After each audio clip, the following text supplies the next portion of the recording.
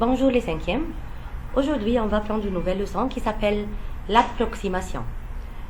Le mot approximation, ça vient du verbe approcher. Le verbe approcher, ça veut dire يقرب, réduire la distance, diminuer la distance. Alors, prenons par exemple un exemple de la vie quotidienne. Si le prix d'un training, tu vas chez Adidas pour acheter comme un pantalon et une jaquette qui font un training pour par exemple jouer football. Et le prix c'est 499 livres égyptiens, 499 livres égyptiens. Combien est-ce que tu vas payer au marchand?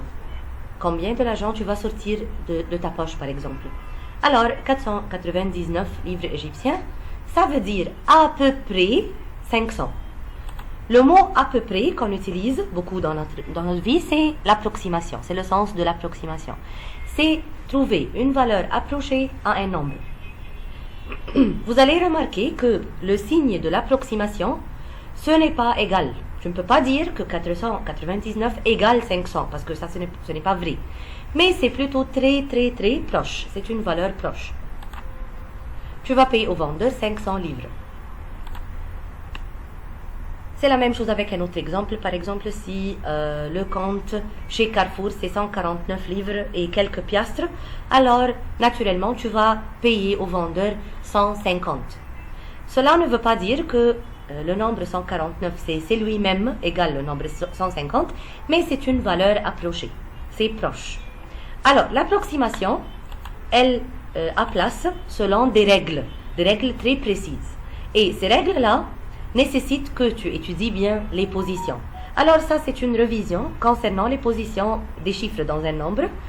Comme on avait dit dans le vidéo précédent, si on parle avant la virgule, il n'y a pas de yem. Après la virgule, tous contiennent le yem à la fin. Avant la virgule, c'est unité, dizaines, centaines, milliers, ainsi de suite. Après la virgule, c'est dixième, centième, millième, selon la place après la virgule. Comment on peut approcher? Ou bien, quelle est la règle de l'approximation? Maintenant, je vais vous parler d'une notion très facile et très importante aussi. On a quelque chose qui s'appelle chiffre et quelque chose qui s'appelle nombre. Ce sont deux termes différents. Le chiffre n'est pas un nombre. Qu'est-ce que ça veut dire le mot chiffre et qu'est-ce que ça veut dire le mot nombre? Pensez pour 2 minutes. Ok. Les chiffres sont le 0, 1, 2, 3, 4, 5, 6, 7, 8, 9. De 0 jusqu'à 9, ce sont des chiffres. Alors, on dit qu'on utilise les chiffres pour composer des nombres. C'est en arabe, al-arqam ou al-a'dad. Alors, tu utilises les chiffres comme, par exemple, si en faisant une pizza ou bien une tarte, tu utilises des œufs, du lait, de la farine, ainsi de suite, pour composer les nombres qui sont plus grands. Alors, 10, c'est un nombre, mais 1, c'est un chiffre, ainsi de suite. Alors, pour bien approcher, ou bien savoir la règle de l'approximation, on va diviser les chiffres en deux groupes. Les chiffres. Ok? Oubliez le nombre maintenant, c'est les chiffres. On va diviser les chiffres en deux groupes. Groupe des faibles, qui sont le 0, 1, 2, 3, 4 seulement.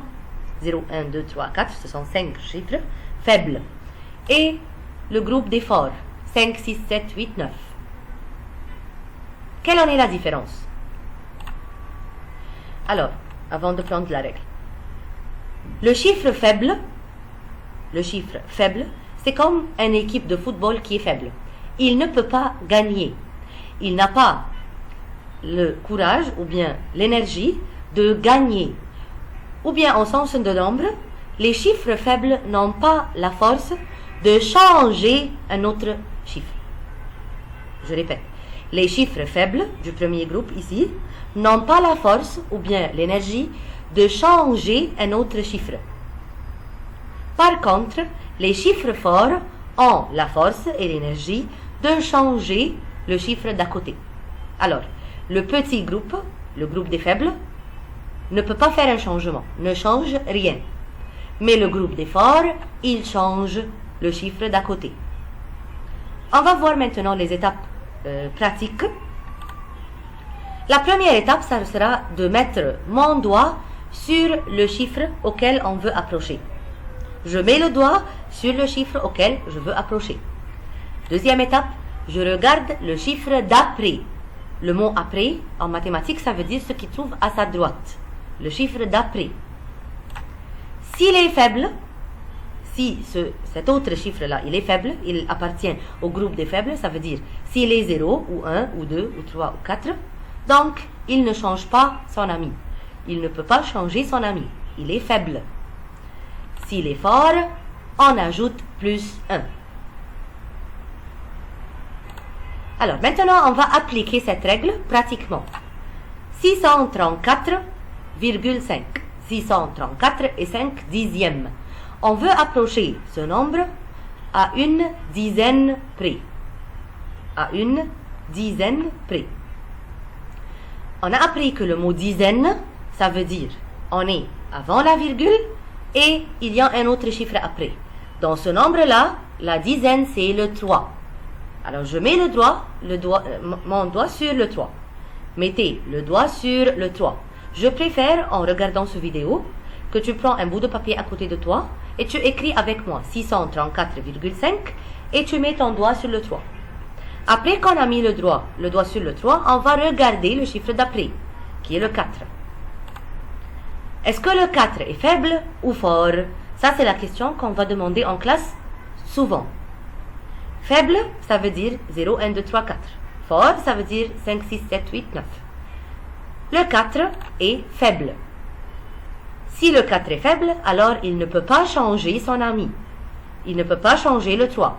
Ce qui veut dire que le 3 reste 3. Le 3 reste tel qu'il est. Pas de changement. Ok. Est-ce que c'est ça? Est-ce que ma réponse est 3? Bien sûr non. Parce que c'est impossible que 634 livres et demi deviennent, à un coup d'œil, 3 livres. Non, ça c'est pas logique. Alors, c'est très important dans l'approximation que tu lis ta réponse et que tu t'assures que c'est quelque chose de logique. Est-ce que c'est vraiment proche de la valeur initiale? Le 3 reste tel qu'il est. Parfait. Maintenant, pour travailler le reste du nombre, sans mélanger, sans nous tromper, on va diviser notre nombre en deux parties aussi. Ce qui se trouve avant le 3, ce qui se trouve après le 3. Ce qui se trouve avant le 3 ne change pas. Ça veut dire, si on travaille dans un long nombre, 1357 par exemple, et je travaille dans une approximation sur le 5, ou bien dizaine, alors tout ce qui trouve avant ce 5-là, je n'ai pas le droit de le changer dans les cas normaux. Alors ici, je vais faire descendre le 6 tel qu'il est. C'est simple. Concernant ce qui se trouve après le 3, ça devient 0. Le reste du nombre devient 0. Alors, je remplace le 4 par 0. Et je remplace aussi la virgule la virgule descend telle qu'elle est. Et je suis supposé de remplacer le 5 aussi par 0. Mais, est-ce que c'est important? Non. Comme on avait vu dans la vidéo avant, le 5 ici, si ça se transforme en virgule après, en 0 après la virgule, ça n'aura pas de valeur. Alors, ma réponse, c'est 630. Alors, si on pense avec notre tête dans la logique, si tu as 634,5 livres égyptiens, c'est vraiment à peu près 630. C'est près, c'est proche de 630. Alors, s'il vous plaît, après d'avoir fini votre exercice, revisez et assurez-vous que la réponse que vous avez eue est logique. On travaille un autre exemple en suivant la même règle. 84 732. Je veux approcher à un millier près. Dans ce nombre-là, le millier, c'est le 4. Très bien. Alors, je mets le doigt sur le 4, je l'entoure et je regarde le chiffre après. C'est 7. Est-ce que c'est fort ou faible? Ah, ici, il est fort. Le 7 est fort. Alors, il va changer le 4. 4, je vais lui ajouter 1. 4 plus 1, ça devient Très bien, ça devient 5. Alors cette fois-ci, au lieu de copier le 4 tel qu'il est, non, le 4 va devenir 5. Et ce qui se trouve avant le 4 va rester tel qu'il est. Alors c'est 8. Qu'est-ce que je fais à propos du 7 et 3 et 2? Très bien. Je les remplace par 0. 8, 4, 7, 3, 2 devient 8, 5, 0, 0, 0. 85 000. À un millier près. Remarquez que quand je te demande de faire quelque chose à un millier près, ta réponse doit se lire quelque chose 1000, doit contenir le mot millier. Maintenant, on va prendre un exercice pratique en suivant les mêmes étapes. 726, à une dizaine près. Ici, quel est le dizaine? Notre dizaine, c'est le 2. Très bien, 2, parce que c'est 726. Le 20, ça c'est dizaine. Alors, je mets le doigt sur le 2, je regarde le 6. Le 6, est-ce qu'il est faible ou fort? Très bien, il est fort. Alors, le 2 devient 3. Le 7 reste tel qu'il est et le 6 devient 0. Voyons un autre. 634,5 à une dizaine près. Qui est le dizaine? Très bien, c'est le 3. Alors, je regarde après, c'est le 4. Le 4 est faible. Le 3 ne change pas.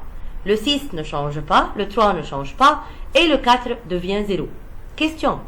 Est-ce que je mets le virgule 5? Non, je ne peux pas mettre ni la virgule, ni le chiffre 5. Parce que cette partie, elle est négligeable. 3648 à une centaine près. Qui est la centaine dans ce nombre? La centaine dans ce nombre, c'est... Très bien, c'est le 6. Si vous trompez, s'il vous plaît, écrivez les lettres sur les chiffres. Ça veut dire, tu peux écrire sur le 8 que ça c'est unité. Naturellement, avant l'unité, il y a dizaines, puis centaines, puis milliers.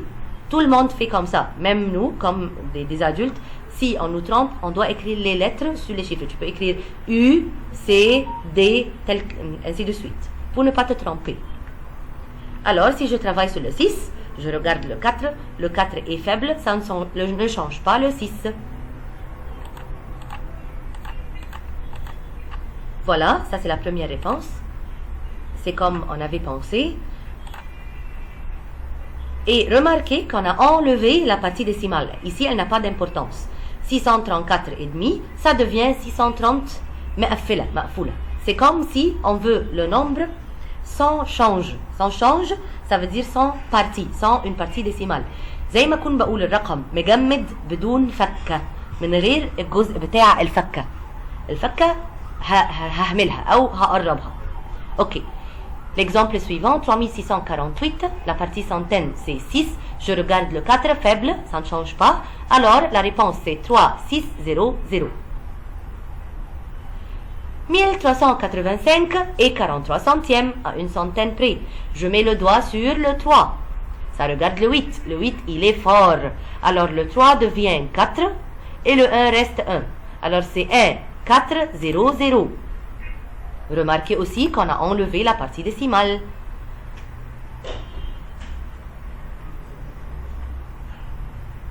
Millier près. Millier près, c'est le 3 qui est millier. Alors, je regarde le 4, c'est faible. Alors, le 3 reste 3 et le 7 reste 7. Au lieu de 4 et 1 et 9, je mets 3 0. Voilà, 73 000. 92 668, je mets le doigt sur le 2, je regarde le 6, c'est fort, j'ajoute 1, 93 000. Remarquez que quand on a dans la réponse dizaine, on doit avoir un 0, comme le 10. Centaine, on a 2 0, comme le 100. Millier, on a 3 0, comme le 1000. Attention, maintenant on va voir quelques exceptions, ou bien quelques nombres qui nous font tromper un peu. Si tu as 1990, tu veux l'approcher à une centaine près. Quelle est la centaine dans ce nombre-là? Le centaine ici, c'est le premier 9. Le premier 9, celui-là. Alors, mettez le doigt sur le premier 9 Et puis on regarde le deuxième 9. Naturellement, le 9 est fort. Alors, je vais ajouter plus 1 sur le premier 9. Qu'est-ce que je fais quand je fais 9 plus 1? Ça me donne 10. Mais je n'ai pas le place. Excusez, je n'ai pas le place de placer un 10. J'ai la place seulement pour un chiffre. Alors, qu'est-ce que je fais? Je retiens. C'est comme si je fais 9 plus 1, 9 plus 1, ça me donne 10, je mets 0 et je retiens 1. Et je retiens 1. Cette partie, on va l'expliquer avec plus de détails en classe bien sûr, et peut-être avec une vidéo séparée. Mais pour le moment, tu dois savoir que quand j'ai 9 et je veux ajouter 1, je fais comme le je retiens. Je mets le 0 en bas dans la réponse et je retiens 1 sur l'autre 1 qui existe. 1 plus 1, ça fait 2 dans les milliers. Et puis 0, 0, 0 à la place de tous les autres chiffres. Voilà l'explication de la règle. 9 plus 1 égale 10. Je mets le 0 et je retiens le 1 sur l'autre 1. Ça devient 2. Alors, le 2 et puis 3 0, c'est 2000. Une autre exception qui peut bien nous rencontrer. Faisons maintenant l'approximation à unité près. On sait bien que l'unité, c'est le chiffre qui se trouve avant la virgule. Ici, pour faciliter, j'ai marqué l'unité dans le nombre. 13,41 ou bien 13 et 41 centièmes. On met le doigt sur le 3 qui est unité et on regarde le 4. Faites attention, ici on dépasse la virgule. Alors, le 4, il est faible. Si le 4 est faible, il ne peut pas changer le 3. Le 3 reste 3 tel qu'il est. Et le 1 aussi reste 1. L'exemple suivant, c'est 256,9. Alors, travaillons ensemble le premier exemple. Je mets le doigt sur le 3, je regarde le 4, il est faible, il ne va rien changer. Le 3 reste tel qu'il est et le 1, naturellement, reste comme il est. Ce qui se trouve après la virgule, je le néglige. Je vais supprimer cette partie. Je ne l'écris pas. Je m'arrête chez l'unité. La réponse est 13. Deuxième exemple, 256,9 ou bien 256 et 9 dixièmes. Je mets le doigt sur le 6 et je regarde le 9. Le 9, il est fort. Le 6 devient 7. Le 2 et le 5 restent tels qu'ils sont et le 9 est négligeable. Voilà. Si je mets virgule 0, ça n'a pas de sens. Ok. Une autre exception qui peut nous mélanger un peu. 729,7 et je veux la faire unité près toujours. Ici, j'ai le 9 dans l'unité. Attention, le 9, c'est comme une alarme dans ma tête. Alors, je regarde le 7 qui est fort. Je veux faire plus 1. Alors, toujours, le 9 plus 1 me donne 10. Où je mets ce 10-là? J'ai la place pour un seul chiffre. Alors, je mets le 0 et je retiens le 1. Je retiens le 1 sur le 2 qui est à côté. La réponse devient 7. 2 plus 1, ça me donne 3. Et le 9 devient 0. La réponse, c'est 730. Travaillons ce même nombre exactement, mais cette fois-ci, dizaines près. Alors, je mets le doigt sur le 2. Je regarde le 9 qui est fort. Il me donne plus 1. Ça devient 7, 3, 0. Et je néglige la partie décimale. La réponse, c'est toujours 730. Alors, ça, c'est une exception, comme celle qu'on vient de voir dans l'exemple précédent. Et toujours, les deux ont la même réponse. Pourquoi? Parce que le 9, il prend plus 1 et je suis obligé à faire un je retiens. C'est comme une délégation. Le nombre devient... le changement passe aux dizaines et l'unité devient 0. À une unité près, quand je dis le mot unité, on s'arrête chez l'unité. Il n'y a pas la partie décimale, on l'a supprimée. Ok, maintenant on va faire quelques exemples qui concernent l'approximation après la virgule, dans la partie décimale. C'est toujours la même règle, mais le changement, ça concerne justement les zéros. Alors, par exemple, si tu as 64 et 731 millièmes, le changement cette fois-ci, ou bien l'approximation, c'est à une dixième près. On met le doigt sur le 7. Suivez avec moi, concentrez-vous, et je regarde le 3. Le 3, il est faible. Il ne peut pas changer son ami. Il ne peut pas changer le 7. Alors, le 7 reste 7. La virgule reste telle qu'elle est, telle que le 4 et le 6. Tous ces chiffres restent sans changement.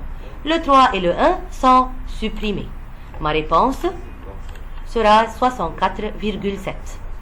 Faites attention, encadrez ce que je dis. Si tu mets dans l'approximation des zéros en plus, tu prends 0. Parce que tu dois t'arrêter à la dixième. C'est la vraie valeur du nombre. Si je mets un 0 après le 7 ici, la lecture sera 64 et 70 centièmes. Alors ce n'est plus dixième, c'est centième. Même si elle n'a pas de valeur, tu ne peux pas ajouter des zéros en plus, spécifiquement dans l'approximation. Ok, on passe à l'exemple suivant, c'est 0,684 ou bien 684 millièmes. Le dixième dans ce nombre, la dixième c'est le 6. Je mets le doigt sur le 6 et je regarde le 8. Le 8, il est fort. Alors il donne plus 1 à son ami qui devient 7, virgule et 0 tels qu'ils sont. Alors la réponse c'est 0,7. Remarquez qu'il y a quelques livres ou bien quelques programmes sur l'ordinateur qui vont écrire la virgule comme point ou bien comme virgule celle-là. Pas de changement, les deux veulent dire la même chose. On a enlevé tous les chiffres après la dixième. Tu ne peux pas ajouter des chiffres après la dixième, même s'ils sont des zéros. 8,632 à une centième près. On met le doigt sur le 3 qui est centième. Et on regarde le 2. Il est faible. Il ne change pas le 3. 3 reste tel qu'il est. 6 reste tel qu'il est. Virgule et 8. 123,885 millièmes à une centième près. Ici, la centième, c'est la deuxième 8. Deuxième chiffre 8. Alors, on met le doigt sur le 8. On regarde le 5 qui est fort. Faites attention. Le 5, il est fort. Il est avec le groupe des forts. Des champions. Il change le 8 qui devient 9. Alors ma réponse, c'est 123,89. Remarquez que dans les deux exemples, je n'ai pas marqué des zéros après le chiffre des centièmes. C'est interdit.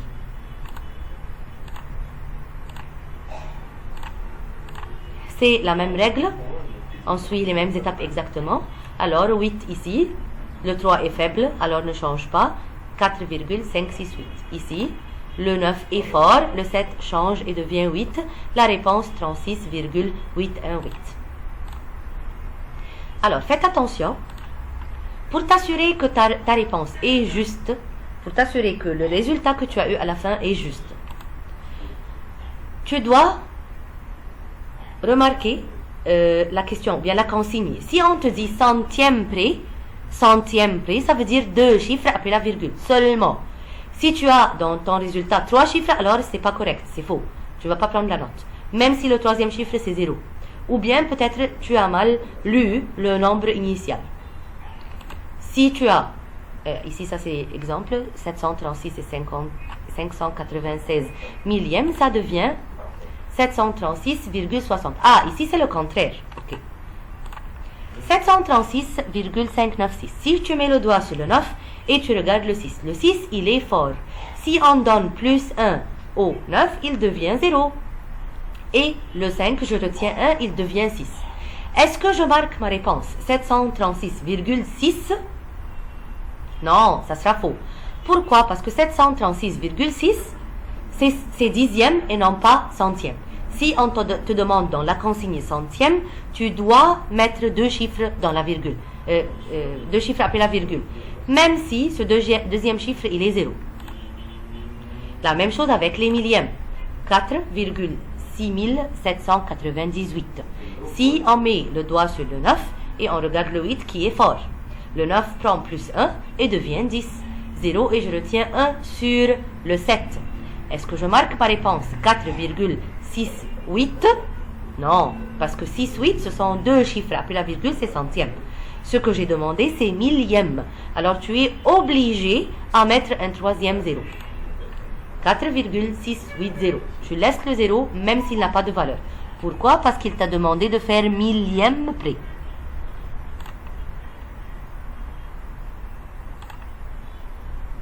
Et aussi, un autre, c'est comme tricher ou bien c'est comme une petite note que tu dois avoir par cœur. Si on te demande dizaine, ton nombre finit par un zéro. Dizaine, comme le 10. Si on te demande centaine, ton nombre finit par deux zéros, comme le 100.